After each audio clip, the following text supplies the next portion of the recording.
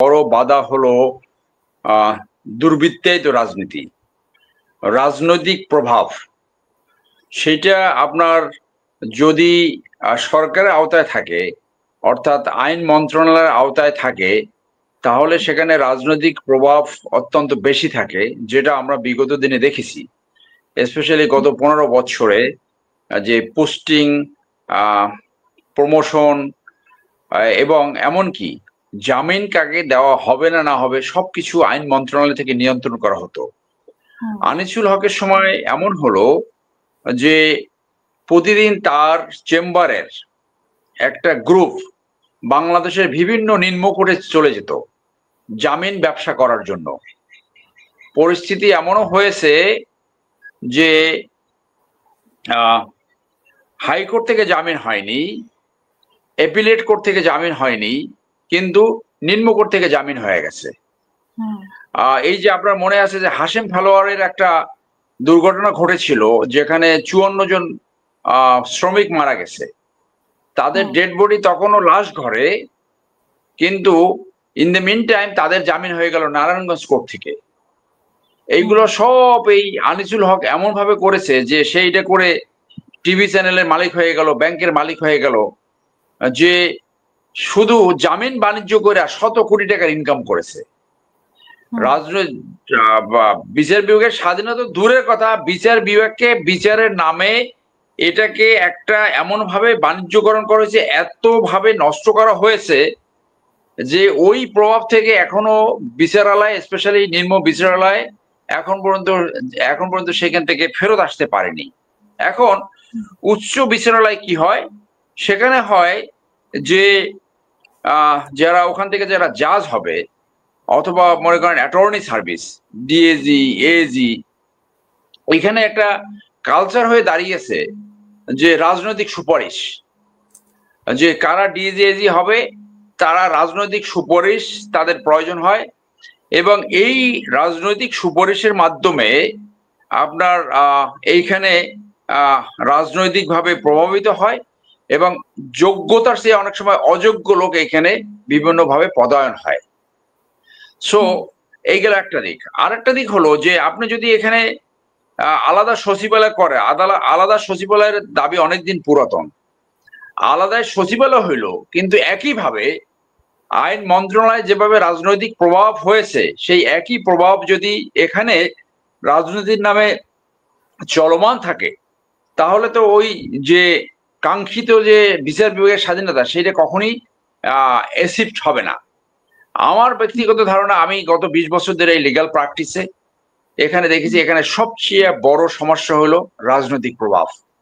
মনে করেন যে বিভিন্ন বার অ্যাসোসিয়েশনে যে ভোটগুলো হয়, সেই ভোটগুলো হওয়ার কথা দল নিরপেক্ষ ভাবে, যাতে যোগ্য লোক সামনে আনতে পারে। এখানে আপনার আওয়ামী লীগের প্যানেল, বিএনপি প্যানেল, জামাতের প্যানেল, বিভিন্ন প্যানেল থাকে, এবং এই প্যানেল থেকে কিন্তু ওই বিচারক নিয়োগ হয়, ওই ডিএজি এজি এগুলো নিয়োগ হয়।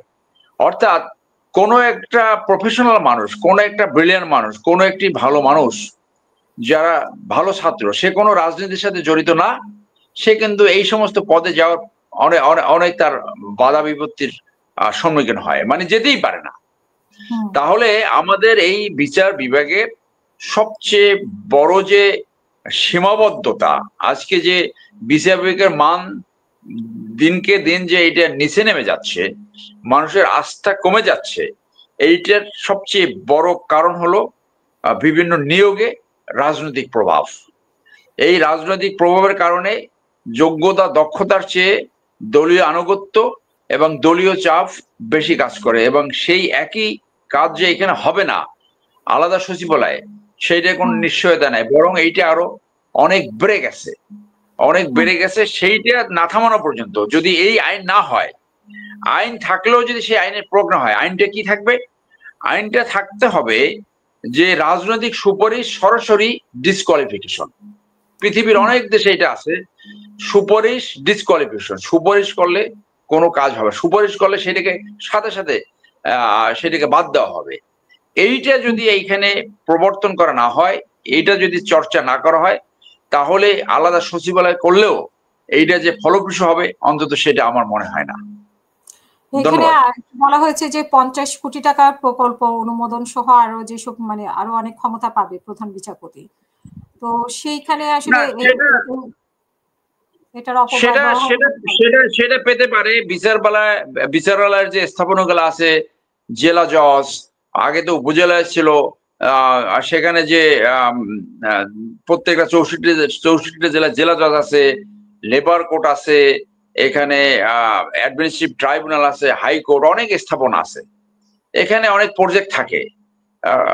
আপনি মনে করেন যে সেখানে যদি মেয়েদের বাচ্চারা যে সমস্ত আসামি অথবা যারা ফরিয়াদি অথবা যারা আইনের আশ্রয় প্রার্থী, সেখানে যদি কোনো মহিলা থাকে, তাদের জন্য প্রেয়ার রুম এর প্রয়োজন আছে, তাদের জন্য মিল্কিং রুম, মানে দুগ্ধ বাচ্চাদের শিশুদের জন্য দুগ্ধ দেওয়ার জায়গা, এগুলো তো আমাদের এখানে এই ফ্যাসিলিটি নাই।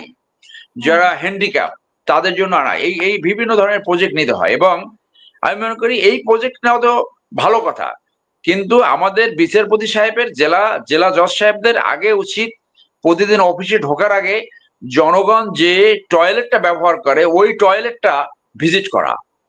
আমি যেহেতু জেলে ছিলাম, আমি জেলে থাকা অবস্থায় কোর্টে যাওয়ার আগে আমি এই টয়লেট গুলো ব্যবহার করেছি, অন্য সময় যেয়ে দেখেছি এগুলো মানুষের ব্যবহার যোগ্য নয়।